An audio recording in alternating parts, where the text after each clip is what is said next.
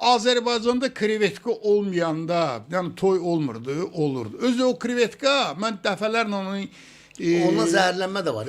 var. Zəhərlənmə çoxdur. İndi bax, sizdən xahiş edərdi bir professor kimi bu psixoloji Bəli. biraz analizin verin. Niye bu insanlar buna gedir? Və çox üzr istəyirəm, yas mərasimlərinə də toxunur. Tabii. O ayrı bir dərd. Bəli, bəli. O elə onunla, ikisi ilə də bağlı mən Fransada Montpellier Universitetində çıxışım olub. Ola inana bilmirdi ki, mən onlara deyəndə ki, bizim ailə büdcəmizin, hələ mən biraz az demişdim, 30-40% toy və yas iqtisadiyyatına gedir, onlara inana bilmədi. Onlar soruşdular, təhsilə nə qədər gedir? Az.